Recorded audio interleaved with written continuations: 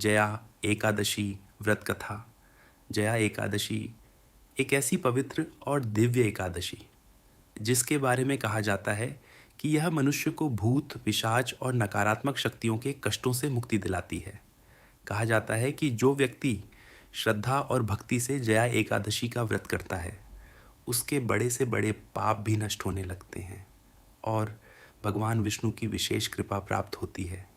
लेकिन क्या स्वर्ग में रहने वाले देवगण भी श्राप का शिकार हो सकते हैं? क्या एक छोटी सी भूल किसी को पिशाच योनि में पहुंचा सकती है?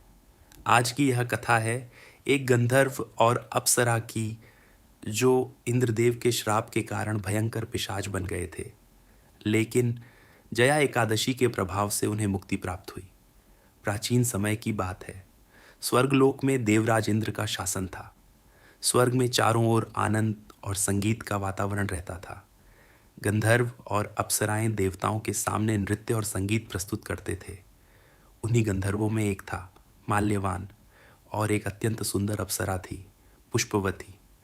दोनों बहुत सुंदर और कला में निपुण थे। धीरे धीरे माल्यवान और पुष्पवती एक दूसरे से प्रेम करने लगे। एक दिन स्वर्ग सभा में देवराज इंद्र के सामने विशाल नृत्य और संगीत समारोह आयोजित किया गया। सभी देवता वहां उपस्थित थे।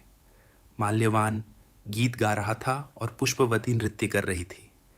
लेकिन उस दिन दोनों का मन अपने कार्य में नहीं था। वे बार बार एक दूसरे को देख रहे थे। उनका ध्यान संगीत और नृत्य से हट चुका था।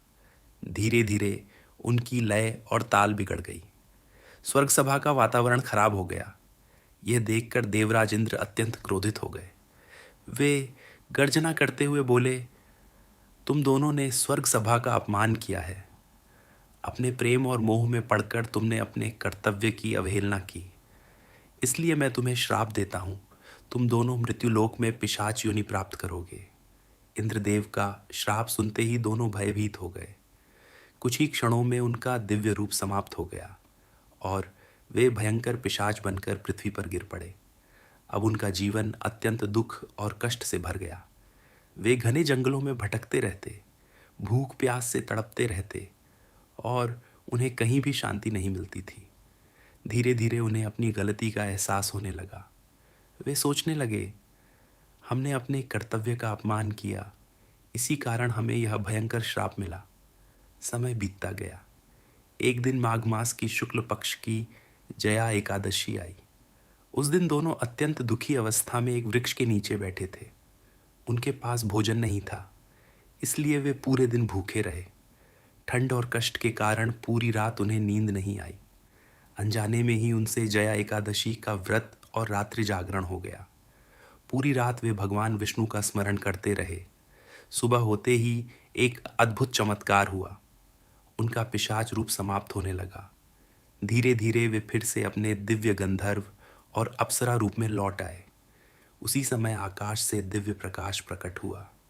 देवताओं ने कहा, जया एकादशी के प्रभाव से तुम दोनों को श्राप से मुक्ति मिल गई है। अब तुम पुनः स्वर्गलोक लौट सकते हो। माल्यवान और पुष्पवती की आंखों में खुशी के आंसू आ गए।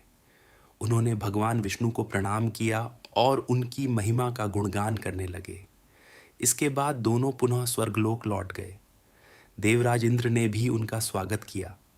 कहा जाता है कि जो व्यक्ति श्रद्धा और भक्ति से जया एकादशी का व्रत करता है, उसे भय, नकारात्मक शक्तियों और पापों से मुक्ति मिलती है और भगवान विष्णु की विशेष कृपा प्राप्त होती है।